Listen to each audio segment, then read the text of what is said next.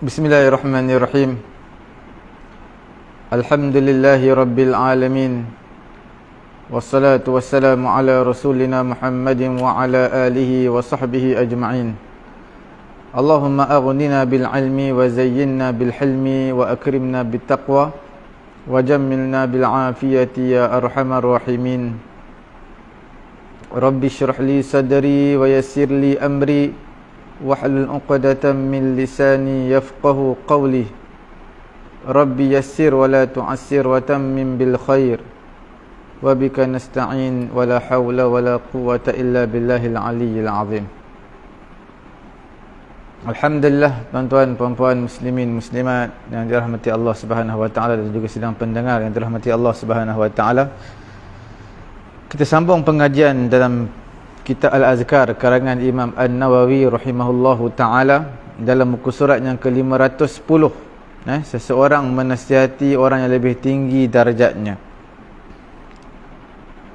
Hadis Ibnu Abbas dan kisah Umar Ibn Khattab pada bab sebelumnya termasuk dalam kajian bab ini, iaitu mengenai dengan bagaimana Sayyidina Umar bila mana mendengar teguran daripada sahabat Nabi.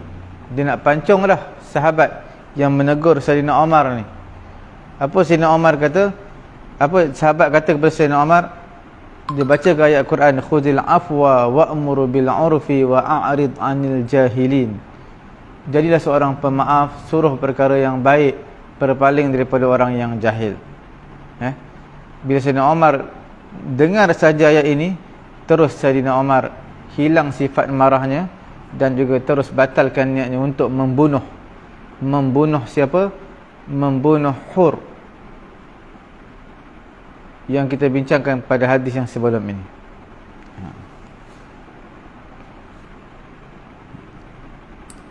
Begitu juga kisah Ibnu Abbas yang kita juga ada sebut sebelum daripada ini, riwayat daripada Ibnu Abbas mengenai ada seorang yang mengatakan kepada Nabi, mengatakan kepada Ibnu Abbas, iaitu Nabi membahagikan harta rampasan peperangan bukan cara yang adil. Maka apakah jawapan daripada Ibnu Abbas? Bila diceritakan kepada Nabi, Ibnu Abbas ceritakan kepada Nabi apa yang dia dengar, maka pada ketika itu Nabi kata, faman ya'dil, siapa yang nak berlaku adil, idza lam ya'dilillahu wa rasuluh, kalau Allah dan juga Rasulnya tidak berlaku adil. Yarhamullahu Musa qad udhiya bi aktsara min hadha fasabara. Sesungguhnya Nabi Musa diuji lebih teruk daripada ini, maka dia dapat bersabar. Dalam hadis dalam nombor 33 muka surat 510, kita nak bincangkan pada pagi ini. Perlu ditekankan bahawa kajian dalam bab ini perlu diperhatikan. Wajib bagi seseorang untuk memberikan nasihat dan melakukan amar ma'ruf nahi mungkar kepada semua orang, baik muda maupun tua. Apabila diduga kuat hal itu tidak akan menyebabkan kerosakan yang lebih besar, dengan syarat tidak akan berlaku kerosakan yang lebih besar. Tapi kalau dia tegur berlaku kerosakan yang lebih besar, maka jangan ditegur perkara tersebut.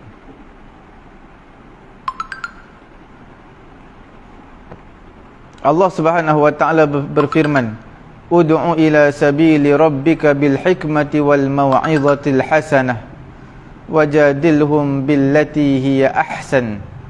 Serulah kepada jalan Tuhan kamu, iaitu kepada Islam, dengan al-hikmah, kebijaksanaan, wal mau'izah, dengan cara nasihat, wal mau'izatil hasanah, teguran yang baik, nasihat yang baik, wajadilhum billati hiya ahsan, kamu bermujadalahlah dengan mereka, berdebatlah dengan mereka dengan perkara ataupun nasihat yang lebih baik. Hadis-hadis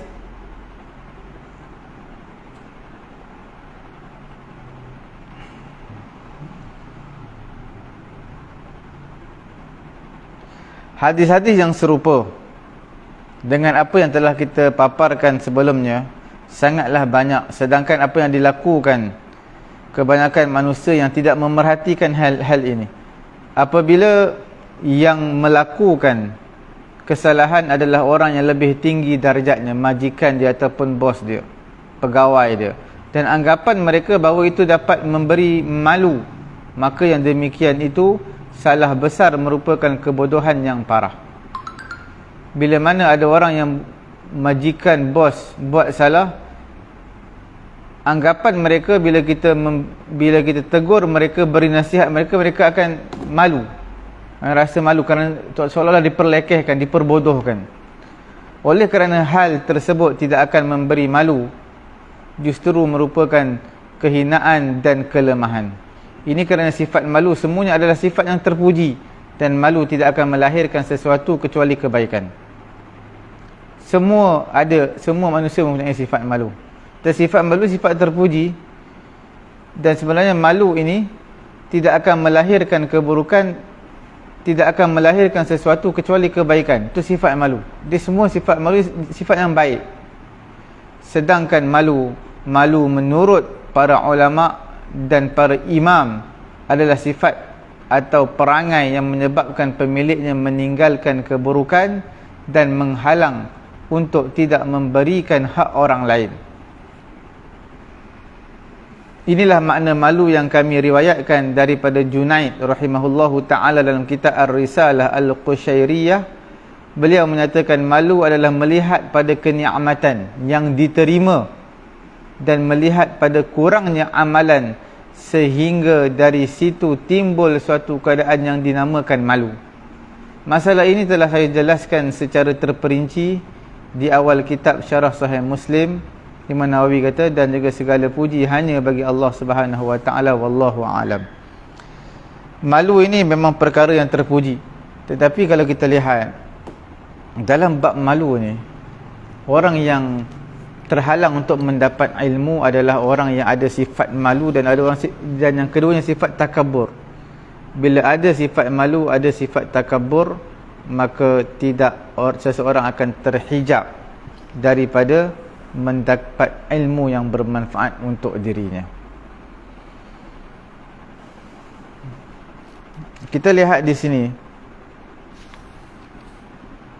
memberi nasihat perkara yang baik. Sekiranya berlaku pertembungan dua benda, diraikan kemaslahatan agama kerana manfaatnya berterusan. Contohnya maslahat dunia, maslahat akhirat. Utamakan maslahat akhirat kerana maslahat akhirat ini dia lebih memberi manfaat dan berterusan dan berkekalan. Memberi teguran kepada orang yang lebih tinggi ini, apa yang perlu kita faham, secara ghalib dhannya, sangkaan kuat kita, kalau kita beri nasihat kepada dia, walaupun orang yang lebih atas berpangkat daripada kita, kita memberi nasihat kepada dia tidak mendatangkan apa-apa keburukan atau kemudaratan terhadap nasihat yang diberikan. Jika tidak, kalau kita beri nasihat, dia lagi teruk, dia buang kita kerja, dan lagi teruk yang dia akan lakukan pada ketika itu, tinggalkan nasihat yang baik itu, kerana menolak dua mudarat, tolak mudarat yang lebih besar dan ambillah mudarat yang lebih kecil. Li'a'zamil mafsadataini daf'an li'a'zamil mafsadataini, tolak mudarat, antara dua mudarat yang paling besar, tolak salah satu yang paling besar, birtika bi akhaffihima, dengan melakukan kemudaratan yang lebih kecil. Kalau kita biarkan kejahatan dia pun mudarat juga, buruk juga, tetapi itu lebih kecil berbanding kita memberi nasihat kepadanya. Dalam kaedah fiqh pun ada menyebutkan, dalam kaedah fiqhiyah, dia menyatakan idza ta'arada mafsadatani, bila mana berlaku dua pertembungan, berlaku pertembungan dua kerosakan, idza ta'arada mafsadatari ru'ya a'zamuhuma birtikabi akhaffihima. Maka kita raikan mudarat yang paling besar dengan cara kita melakukan mudarat yang paling kecil.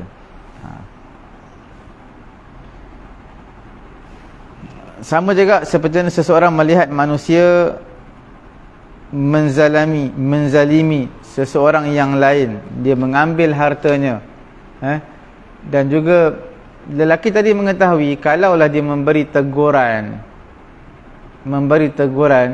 maka kemungkinan lelaki tersebut akan membunuh orang yang dizalimi, ataupun akan buat perkara lebih teruk kepada orang yang dizalimi. Maka pada ketika itu jangan dia beri nasihat. Kalau dia beri nasihat kepada pelaku zalim, dia akan buat lebih zalim daripada orang yang dizalimi. Seperti mana Israel ini pantang dicabar. Sebab tu negara-negara Arab ini, bila mereka disuruh berdiam diri, mereka berdiam diri, duduk di belakang Israel. Sebab kalau mereka cabar, akan mudarat yang lebih besar kepada negara mereka. Tapi kalau negara yang kuat, mereka akan lawan, akan cabar. Mereka tak takut dengan nuklear ataupun dengan tentangan daripada pihak Israel. Itu yang terbaik lah. Okey. Dalam ayat Quran yang kita bacakan tadi, wajadilhum billati hiya ahsan, maka berdebatlah dengan mereka dengan cara yang baik, bukan cara kasar, bukan dengan cara yang keras, tetapi lembutlah berbicara dengan mereka, dengan manusia, supaya mereka dapat mendengar nasihat kamu. Sebagai ulama tafsir kata ayat ini dimansuhkan, ud'u ila sabili rabbika bil hikmati wal mau'izatil hasanah. Ayat ini telah dimansuhkan dengan ayat apa? Ayat perang. Bila nak diturunkan ayatus saif, ayat perang, berjihad, maka pada ketika itu Nabi tidak lagi berdakwah seperti biasa, Nabi berdakwah dengan berperang.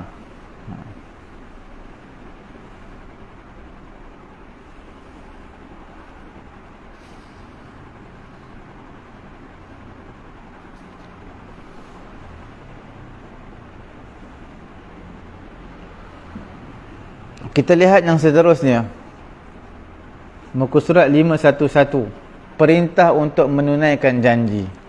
Janji ini satu perintah arahan daripada Allah Subhanahu wa taala supaya kita tunaikan janji. Allah Subhanahu wa taala berfirman di dalam Al-Quranul Karim, Allah Taala menyatakan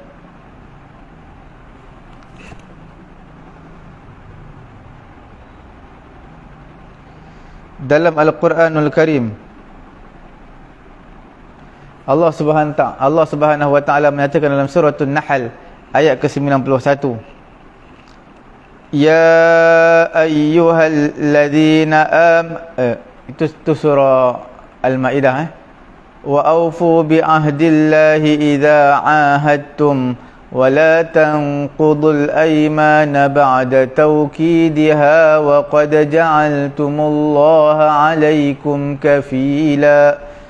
Surah An-Nahl pada ayat ke-91, Allah Ta'ala kata, wa aufu bi ahdillah, kamu tepatilah, sempurnakan janji dengan Allah Subhanahu wa taala apabila kamu berjanji.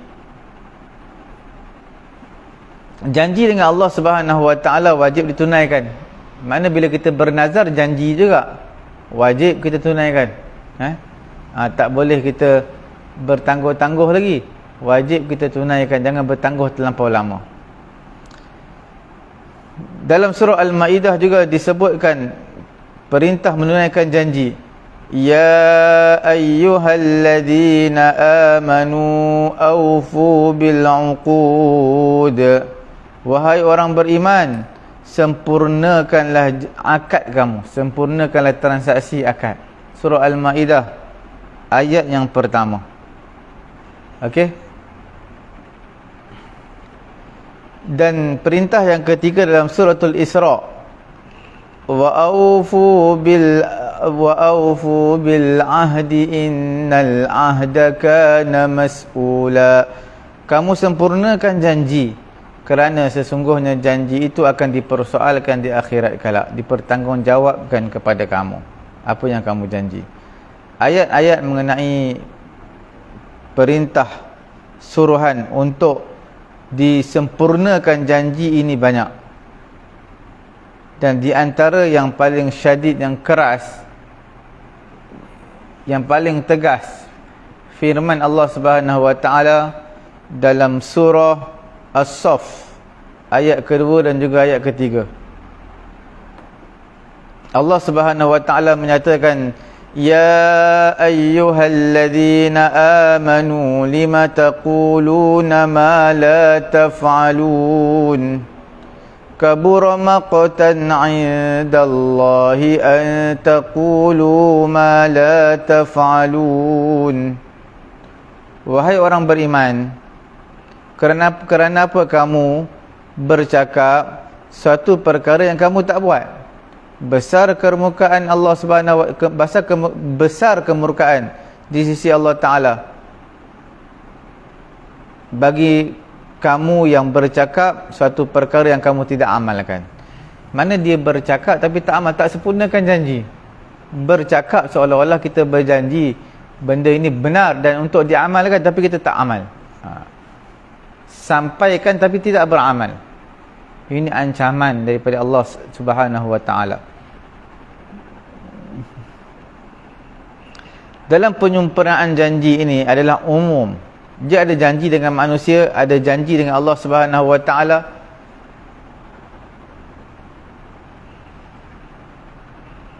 Dan setiap janji ini akan dipersoalkan, akan ditanyakan di hadapan Allah, adakah kita menyempurnakan janji ataupun tidak.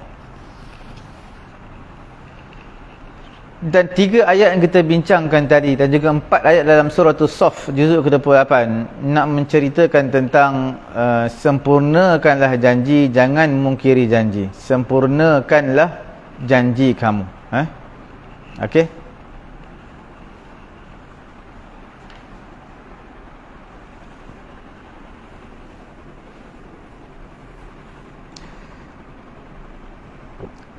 Mengikut tafsiran Ibnu Abbas dalam kitab Al-Iklil, iaitu ma ahallallah, yakni ma ahallallah wa ma harrama wa ma farada wa ma hadda fil Quran kullu. Hendaklah kamu sempurnakan janji dengan Allah. Janji. Apa maksud janji dengan Allah? Apa yang kita janji, apa yang Allah Ta'ala halalkan, apa yang Allah Ta'ala haramkan, apa yang Allah Ta'ala fardukan, apa yang hukum-hukum hudud dalam Quran semuanya, jangan kamu mungkiri, jangan kamu cabuli, jangan kamu ubah, jangan kamu tinggalkan, tetapi hendaklah kamu sempurnakan hak-hak janji-janji dalam Quran tersebut, hukum hakam Allah, halal haram fardu dan kehukuman hudud. Janji sesama manusia ini ma'aqadahul insan ala nafsih, iaitu sesuatu yang manusia lakukan terhadap diri dia dengan orang lain. Janji, contohnya seperti jual beli, berjanji untuk jual, berjanji untuk beli, berjanji dengan cara bersumpah, bernazar, talak, nikah dan seumpamanya. Semua itu termasuk di bawahnya. Dalam bab janji ini beberapa masalah yang tidak terhitung banyaknya. Zaid bin Aslam dia menyatakan akad ini dipanggil akad nikah, ada 4. Yang kedua akad syirkah. Syirkah ni akad perkongsian, share. Yang ketiga uqdatul yamin, iaitu dipanggil akad sumpah. Yang keempatnya uqdatul ahdi, akad janji. Semua ada 4.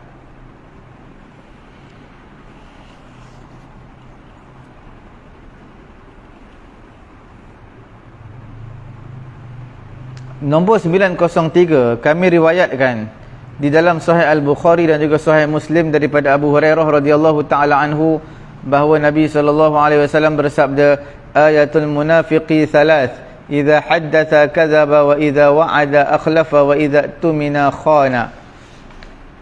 Tanda orang-orang munafik ini ada 3. 3 tanda orang munafik.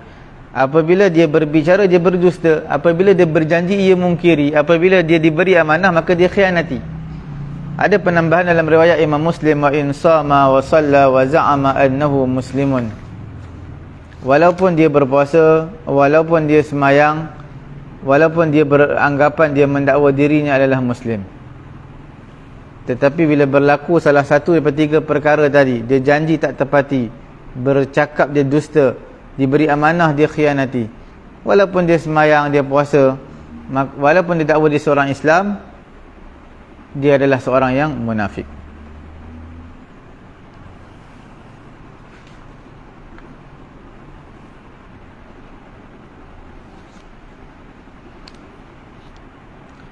Hadis-hadis yang semakna dengan hadis ini cukup banyak dan cukuplah kami menyebutkan beberapa di antaranya. Ulama sepakat bahawa apabila seseorang menjanjikan sesuatu yang tidak terlarang kepada orang lain, maka sepatutnya dia menepati janji tersebut. Sepatutnya dia menepati janji tersebut. Apakah hukumnya bila dia berjanji? Sepatutnya dia kena tepati janji. Apakah hukum sunat ataupun wajib menepati janji ini? Ada perbezaan pendapat di kalangan ulama. Imam Asy-Syafi'i,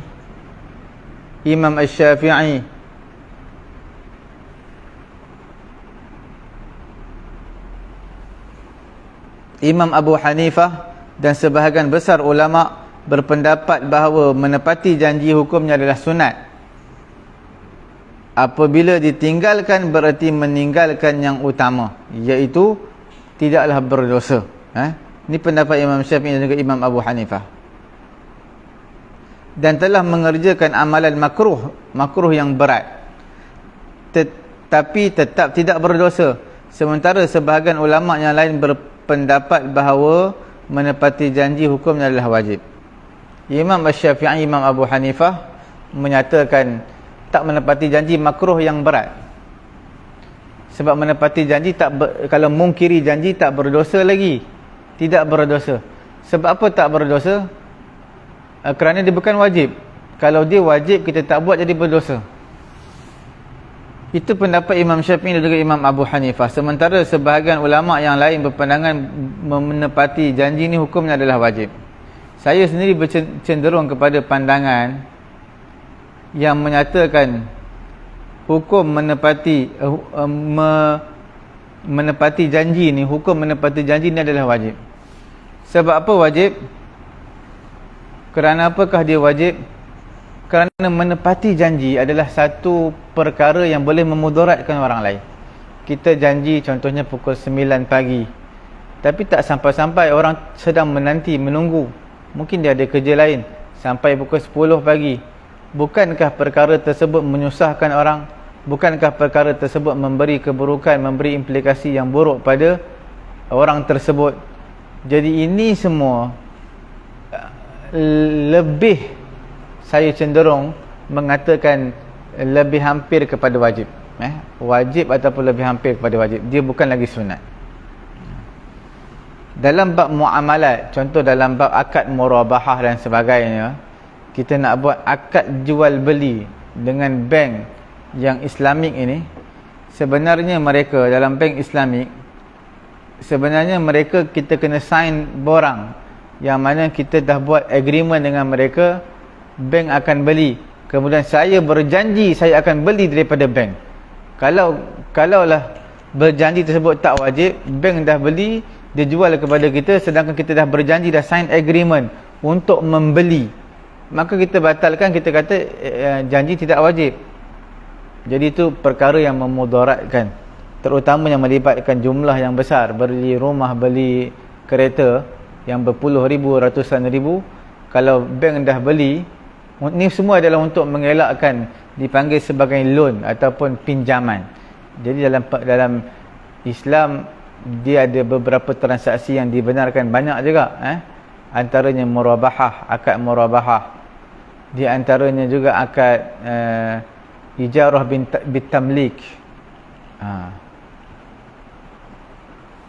ataupun ada beberapa akad yang lain yang mana untuk mengelakkan daripada riba.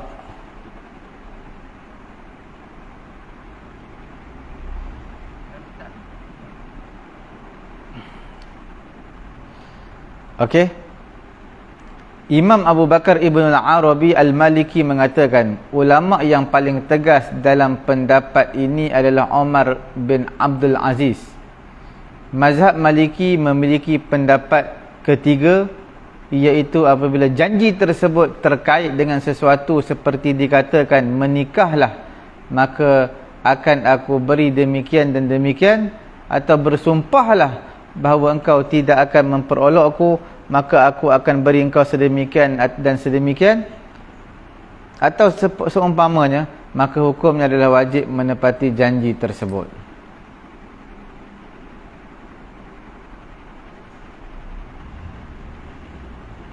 Dalam di sini, masalah di sini, kalau seseorang berjanji, kamu nikahlah nanti aku bagi kamu seperti ini, seperti ini, ataupun kamu bersumpahlah nanti aku bagi kamu seperti ini, seperti ini, dia berjanji maknanya, menikahlah, bersumpahlah, ataupun aku akan beri kepada kamu sekian-sekian, tapi dengan syarat engkau tidak akan memperolok aku lagi, berhenti daripada merendah-rendahkan aku.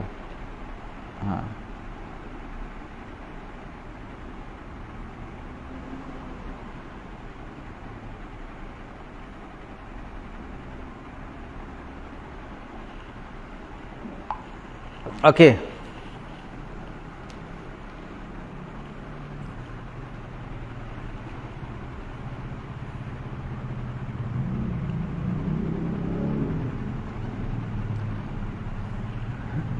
Dalam mazhab Maliki memiliki pendapat ketiga, iaitu terkait dengan sesuatu yang saya sebutkan tadi.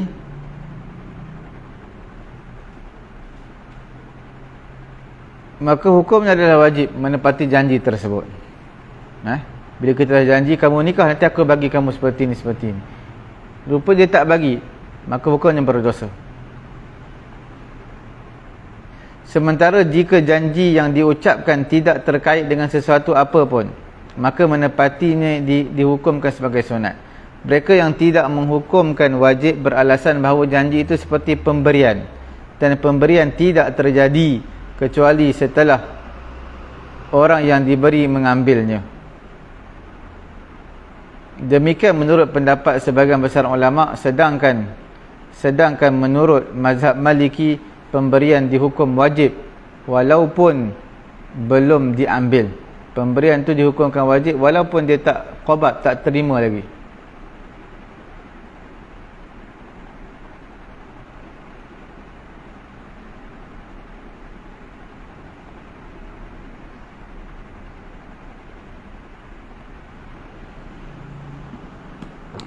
Sebenarnya ulama yang berpandangan menepati janji ini hukumnya sunat kerana mereka melihat dalam masalah memberi, janji untuk memberikan hadiah, memberikan sesuatu pemberian. Bila pemberian, aku janjilah nanti aku nak bagi basikal kepada kamu, tapi tak bagi-bagi pun. Sebab tu ulama kata sunat, sebab dia janji nak beri tapi dia tak sempurnakan dalam janji, dalam memberi tu. Seolah-olah macam manifestasi lah, janji tapi tak buat. Janji memang nak buat tapi tak buat, sebab dia bukan wajib dalam masalah pemberian. Sebab kita nak beri ni sebenarnya hukumnya adalah, dalam masalah kita nak memberi ni sebenarnya hukumnya adalah sunat. Beri, kemudian kita janji nak beri, kemudian kita batalkan janji kita, tak jadi masalah sunat. Tapi bila membabitkan bank, bila membabitkan masa seseorang, bila menyusahkan orang, bila membabitkan sesuatu yang boleh menzalimi orang, maka itu lebih kepada wajib. Pada zaman sekarang saya cenderung lebih kepada wajib, kerana tak menepati janji semakin rosak. Tuan-tuan kalau naik flight pukul 10 pun 2 jam sebelum tu, ataupun 4 jam kalau yang international flight, 4 jam dah kena ada. Kalau tidak, maka akan ditinggalkan sebab janji itu penting. Begitulah juga dalam begitulah juga dalam bab menyempurnakan janji. Walaupun mazhab Syafi'i sebahagian di kalangan mazhab Imam Abu Hanifah sendiri menyatakan hukumnya sunat, tetapi mazhab Maliki mengatakan wajib. Dan begitulah sebahagian ulama mutaakhirin yang terkemudian, mereka menyatakan wajib. Sebab apa? Sebab memberi kesan buruk kepada orang yang dijanjikan. Bukan sekadar pemberian. Yang menyatakan, ulama menyatakan sunat itu disebabkan atas janji untuk memberi hadiah, memberi ini, memberi itu. Itu yang kata sunat. Tapi bila zaman dah berubah, janji ini lebih kepada wajib. Macam manifestasi, kita berjanji buat ini, buat ini, buat ini, tapi adakah kita janji saja, kita usaha untuk buat? Sebab janji itu wajib. Kalau tak, semua orang boleh janji. Muka surat 512 yang bawah sekali tu, nombor 35. Sunat mendoakan orang yang menawarkan harta atau selainnya.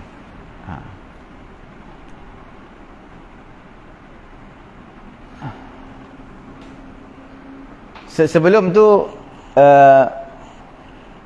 Imam Syafi'i dan juga Imam Abu Hanifah, majoriti di kalangan ulama juga menyatakan hukum menyempurnakan janji yang kita sebutkan tadi hukumnya sunat, bukan fardu. Hukumnya sunat. Al-Hafiz, kalau tak salah Al-Hafiz Ibn Hajar telah mengkritik dakwaan ittifaq yang menyatakan tidak fardu, menyempurnakan janji, tidak wajib. Sebab di sana adalah ulama yang menyatakan wajib, terutama pada ulama mutaakhirin pada zaman yang sekarang ini. Mereka sebahagian yang menyatakan wajib. Sebab apa menyatakan wajib?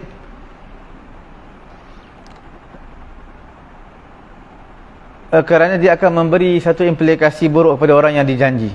Akan menyusahkan dan juga akan menimbulkan persepsi buruklah kepada orang yang dijanji. Kita janji, contohnya kita janji nak ambil kamu pukul 9 pagi di depan rumah dia. Dia dah bersiap lah 9 pagi, sampai pukul 11 tak sampai-sampai lagi. Dia dah berapa kali pergi toilet, pergi basuh muka, sampai tertidur dia. Jadi itu perkara yang wajib diberi penekanan.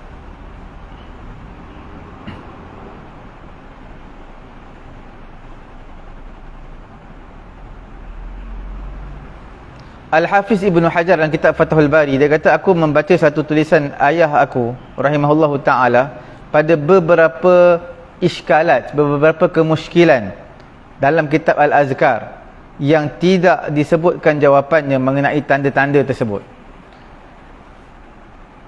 Apa dia? Yang menunjukkan kepada wajib, ad-dalalah lil wujub, yang menunjukkan kepada wajib, minha qawiyah, dan dalalah tersebut kuat.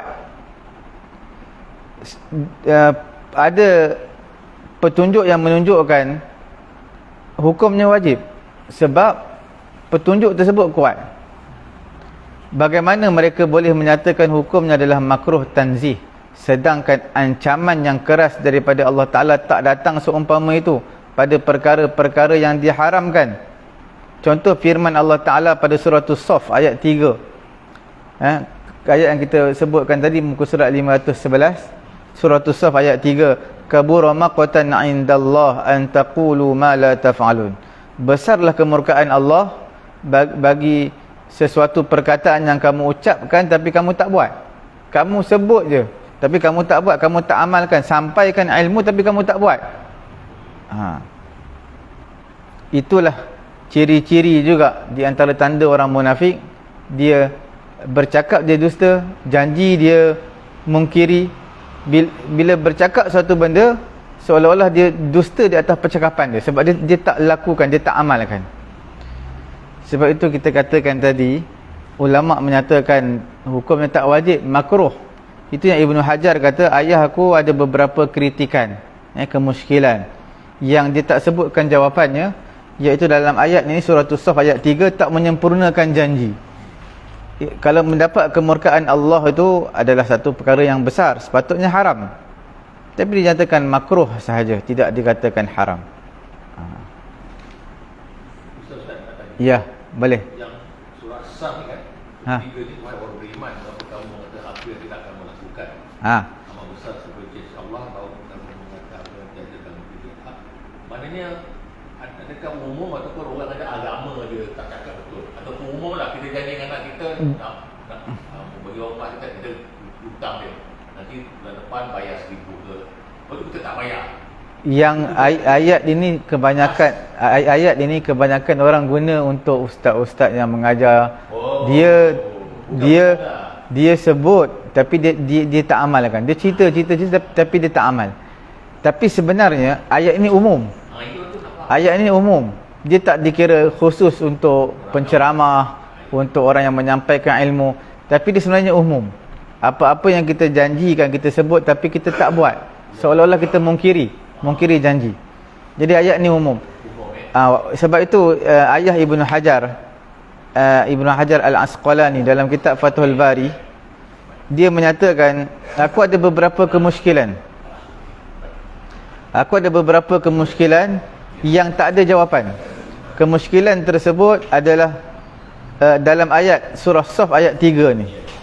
Sebab surah Saf ayat 3 ni, kalau kita lihat, mendapat kemurkaan Allah. Dia cakap tapi dia tak buat. Dalam kitab Al-Azkar kata makruh. Itulah pendapat majoriti ulama, termasuk mazhab Syafi'i, mazhab Imam Abu Hanifah, makruh. Dalam satu mazhab saja menyatakan wajib.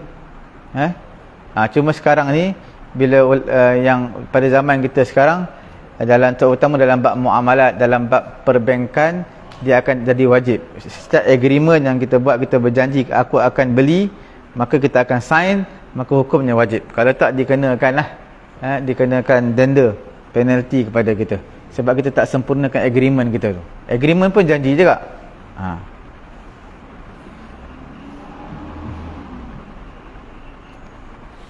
Cuma ayat ni bukan ayat khusus kepada penceramah, dia umum. Dia umum.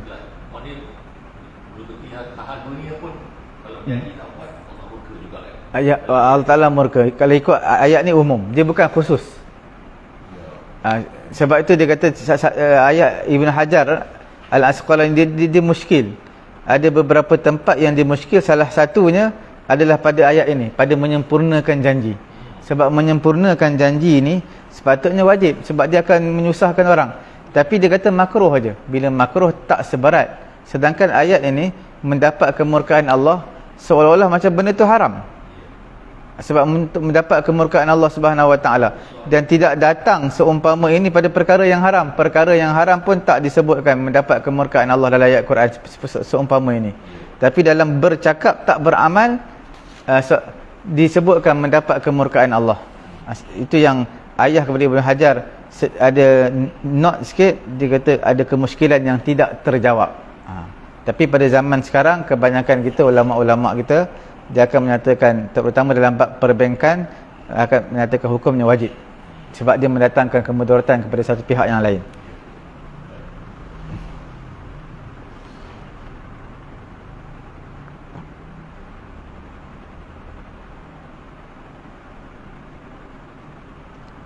Ulama yang berpandangan wajib menyempurnakan janji,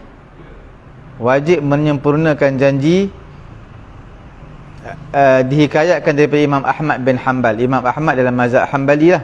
Dan ini dia menganggap, dia menyatakan dia menganggap dalam kitab Az-Zawajir, kitab gertakan, Az-Zawajir, iaitu dia menyatakan tidak menyempurnakan janji. Disebut dalam kitab tu, tidak menyempurnakan janji adalah di antara dosa-dosa besar, minal kabair, tak menyempurnakan janji. Sebab itu dia menyatakan hukumnya wajib.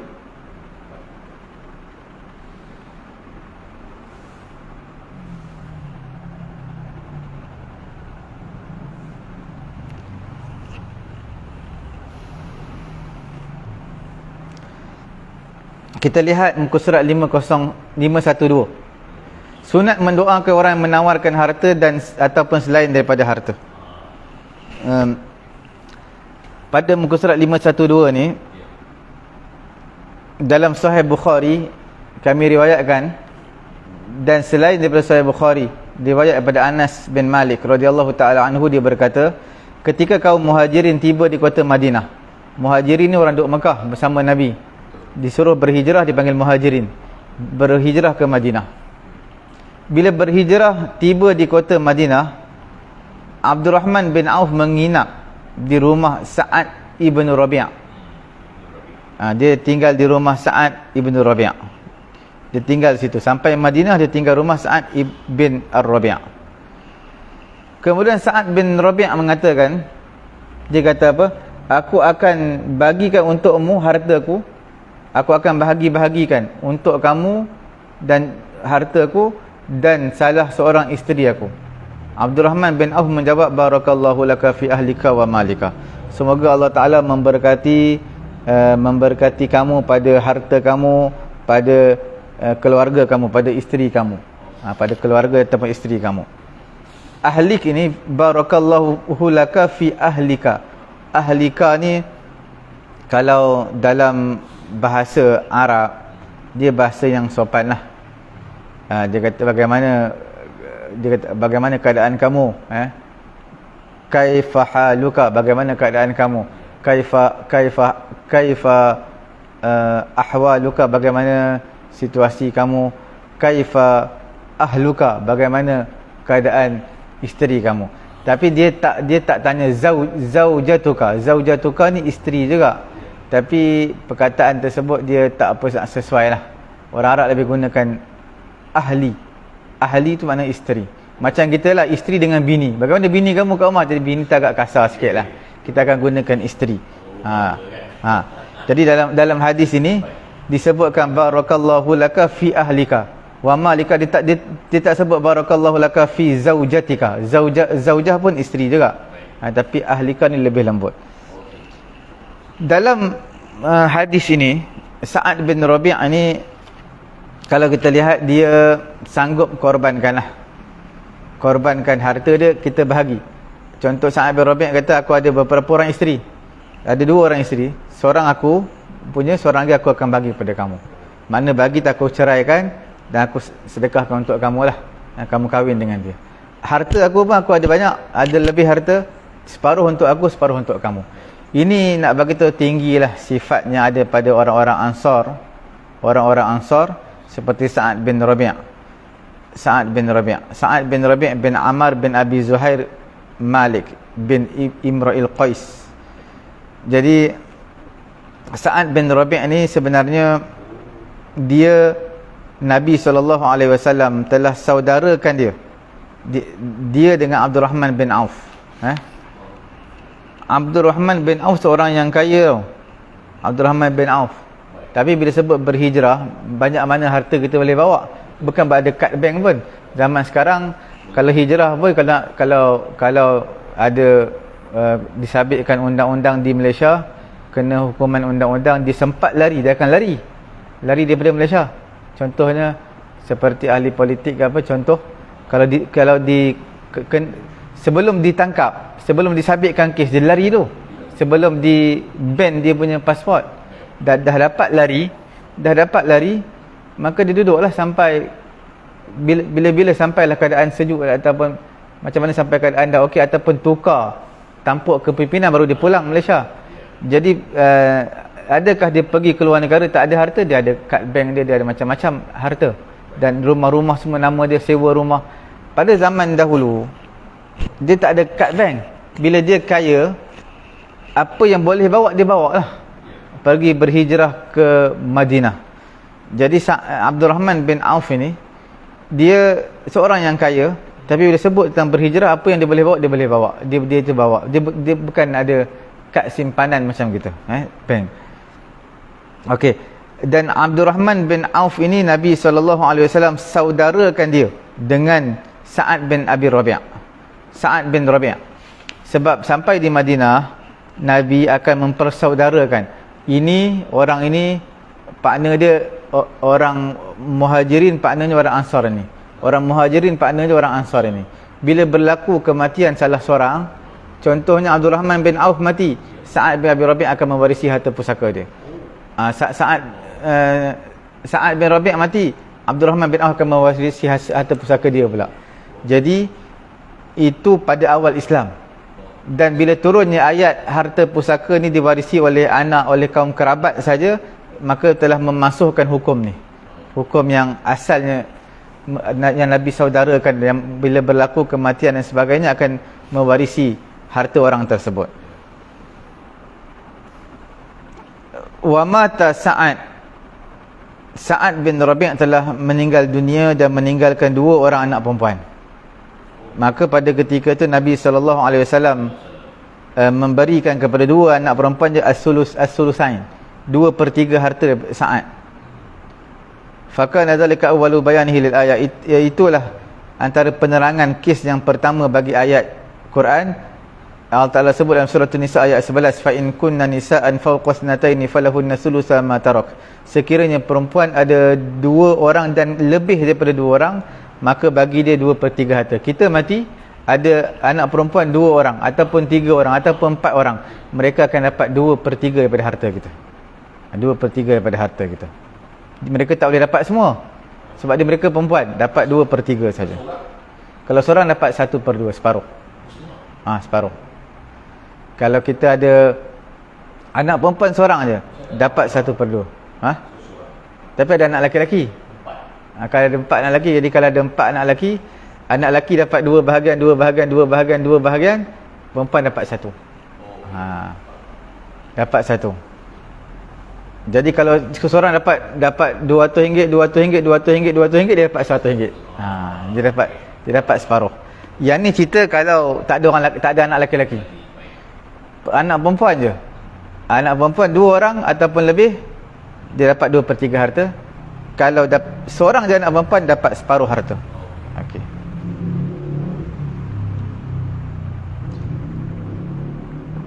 Orang Ansar, mereka sanggup untuk berkongsi dengan orang Muhajirin. Apa yang ada pada mereka, rumah mereka, harta mereka. Kalau mereka ada 2 rumah pun, mereka bagi orang Muhajirin. Bagi orang Muhajirin share harta mereka. Berterusanlah perkongsian mereka Ansar Muhajirin ni, sehinggalah Allah Ta'ala memberi kemenangan. Sehinggalah Allah Ta'ala memberi kemenangan kepada orang Islam untuk mengalahkan Bani Nadir, Yahudi Bani Nadir, dan juga selain daripada Yahudi Bani Nadir. Maka orang Muhajirin tak perlu lagi kepada harta orang-orang Ansar. Mereka kembalikan balik harta-harta orang Ansar yang mereka berikan kepada orang Muhajirin. Dan bila diberikan sesuatu kepada kita, maka apa yang kita jawab? Kita doakan kebaikan. Barakallahu laka fi ahlika wa malika. Semoga Allah Ta'ala memberkati bagi kamu harta kamu, keluarga kamu, isteri kamu, anak-anak kamu. Itu kalau kita tak boleh bahasa Arab, kita bahasa doa bahasa Melayu pun boleh lah. Dekat bahasa bagi kita semangat lebih kan, contohlah dia bagi kita dan contoh RM500 bagi. Kita doa untuk semoga Allah Ta'ala murahkan rezeki kamu, memberi kesihatan kepada kamu. Satu sunat. Sebab tu diletakkan satu bab sunat mendoakan orang yang menawarkan harta atau selain daripada harta. Apa-apa dia berikan lah. Dia berikan harta ke, dia berikan selain daripada harta. Mungkin dia berikan bantuan kepada kita. Tak bukan berbentuk harta je, bantuan apa-apa. Untuk mudahkan urusan kita. Mungkin anak kita nak masuk sekolah susah, jadi dia pun tolong. Atau nak masuk universiti susah, dia tolong. Tak apalah, aku boleh tolong kamu. Aku tolong kamu dengan cara yang betul, aku tolong kamu. Jadi itu pun kita ucapkan, kita doakan kebaikan untuk dia juga. Yang terakhir adalah ketika seseorang zimmi ni orang kafir, melakukan kebaikan kepada seorang muslim. Perlu difahami bahawa tidak boleh seseorang muslim mendoakan keampunan atau yang sepertinya kepada orang kafir, tetapi boleh mendoakan agar mendapat hidayat dan sihat wal afiat. Orang kafir, dia berikan kepada kita sesuatu.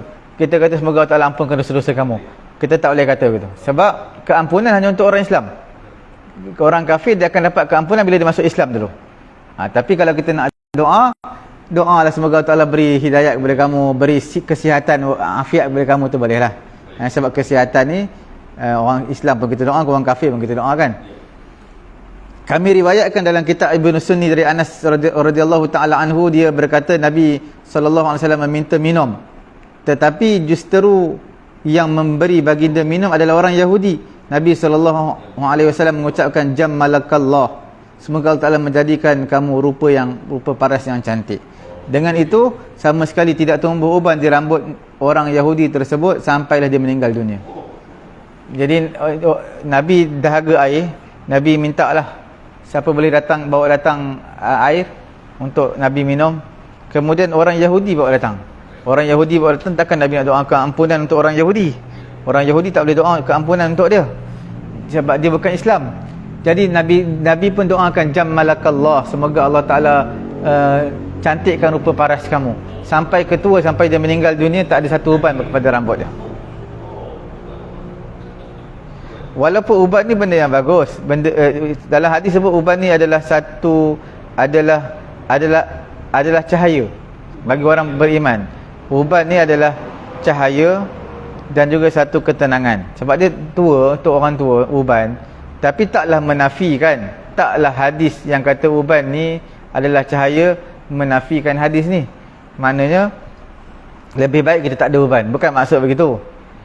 Uban memanglah ada kelebihan tersendirilah, tetapi yang lelaki Yahudi ni, Nabi doa untuk dia sampai dia tak uban, dia nampak handsome sentiasa muda. Itu kelebihan dia lah. Untuk orang beriman ni, ubat ni untuk orang umum lah, untuk apa dia? Ubat ni kata cahaya dan ketenangan untuk orang beriman tu, orang umum boleh. Dia uban ini adalah cahaya dan juga satu ketenangan lah. Sebab kita tahu bila sebut uban dia untuk orang tua. Betul. Bila orang tua ni dia takkan tergopah-gapah macam orang muda. Dia kena relax, dia tenang aja. Kalau cerita masalah apa dengan dia pun dia okey, lepas tu dia akan bagi pendapat dia. Dia tak ada macam orang muda bagi satu pandangan terus. Uish, macam mana ni? Dia orang tua dia relax je. Itu dia tenang. Maksud dia.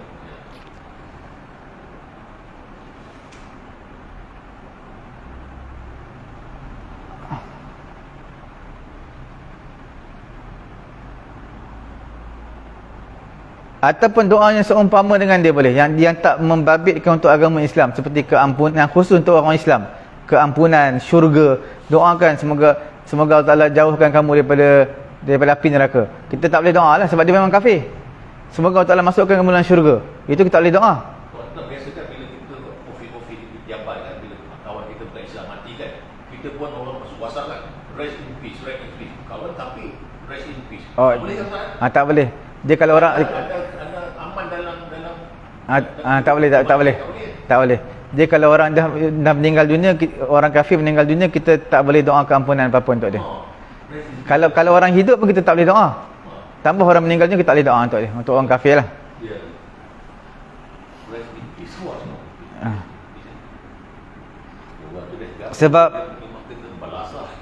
Sebab Nabi SAW juga doa dah untuk doa hidayat. Nabi pernah doa hidayat untuk kabilah Daus. Nabi pernah doa hidayat untuk kabilah Saqif yang berada di Taif. Nabi kan, yang malaikat jumpa Nabi nak lagakan dua bukit Taif supaya penduduk Taif mati semua sebab halau Nabi. Nabi kata Allahumma hdi Saqifan, berilah hidayat kepada penduduk Taif. Allah Ta'ala beri hidayat kepada penduduk Taif, kepada kabilah Daus. Mereka datang jumpa dengan Nabi, bagi tahu tentang keislaman mereka, iaitu Allah Ta'ala mustajabkan doa Nabi. Sebab Nabi doa hidayat sampai mereka kepada Islam, bukan untuk keampunan mereka, tidak. Tapi doa bila mereka mendapat Islam, maka keampunan itu akan datang kepada mereka. Jangan doakan rahmat dan rahmat untuk orang Islam. Jadi doakan hidayat, petunjuk untuk mereka. Bila ada Islam, ada petunjuk, maka rahmat keampunan akan datang kepada mereka. InsyaAllah kita sambung pada muka surat 513 mengenai dengan doa ketika mana merasa ta'ajub ataupun khawatir akibat kedengkian. Dipanggil ain, penyakit ain. Penyakit ain ni benar dan pasti berlaku dan memang ada. Cuma sama ada kita tahu atau tidak tahu, tapi penyakit ain ni betul, memang benar berlaku. Sebab Nabi kata al-ainu haqqun, penyakit ain ni benar. Nanti kita akan bincangkanlah. Kita jumpa hari Jumaat insya-Allah. Subhanallah.